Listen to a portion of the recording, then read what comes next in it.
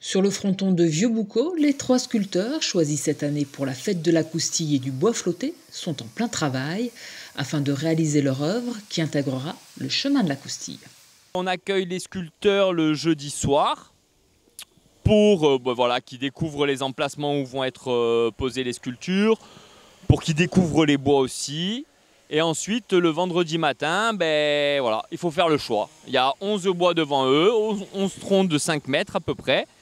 Ils font leur choix et après, avec l'aide du service technique, on les met en place sous le chapiteau. On crée le poste de travail de chaque artiste et ils ont à ce moment-là de vendredi à vendredi, donc 7 jours, pour réaliser la sculpture, pour la mettre en place la semaine qui suit. Tronçonneuse, meuleuse, ciseaux à bois, bien que les 3 sculpteurs landais utilisent les mêmes outils, leur manière de procéder est totalement différente. En général, 9 fois sur 10, je fais mon croquis. Et mon croquis, je le rapporte après sur la pièce de bois. C'est une sculpture que je vais nommer la Dame de Cœur. Donc c'est un personnage qui est en haut d'un tronc, un peu comme une reine. Voilà, et on peut voir des cœurs aussi taillés dessous.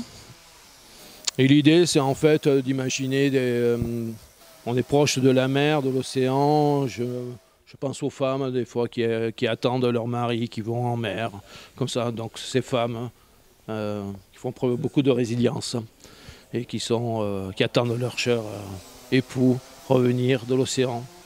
Pour Benoît Guettet, dit Meisouet, l'océan est également source d'inspiration, puisque l'artiste sculpte un phare avec une technique singulière.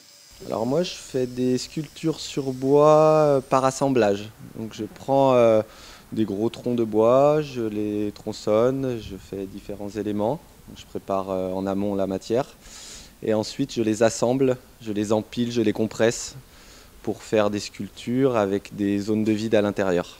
C'est très géométrique, c'est une histoire de translation de points dans l'espace, donc de compression dans des plans. Donc du coup en amont il y a un travail de croquis, je fais un dessin, je prends toutes mes mesures, tout est bien cadré. Et ensuite je trace sur la matière là, comme là, donc je fais mes tracés, donc là c'est le côté minutieux du travail. Et puis ensuite je découpe à la tronçonneuse, à la gouge, ciseaux à bois, comme tout le monde, quoi.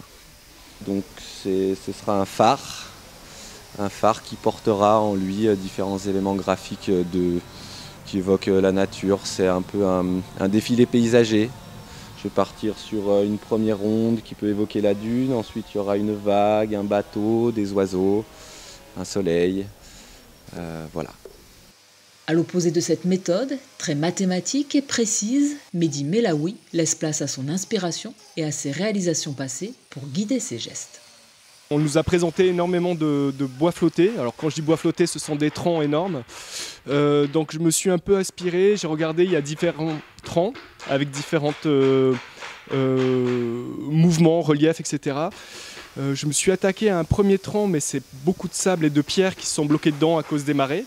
Donc la lame de la tronçonneuse n'a pas aimé. J'ai dû changer, alors j'ai pris un tronc de 5 mètres, puis j'attaque des formes proches de ce que l'on peut trouver dans la nature, comme les riedelmarks, les surfaces que l'on peut voir sur la plage, des drapés.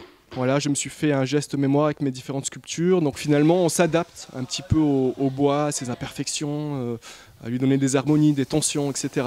Donc je pars un petit peu, oui, en freestyle, on peut dire, voilà.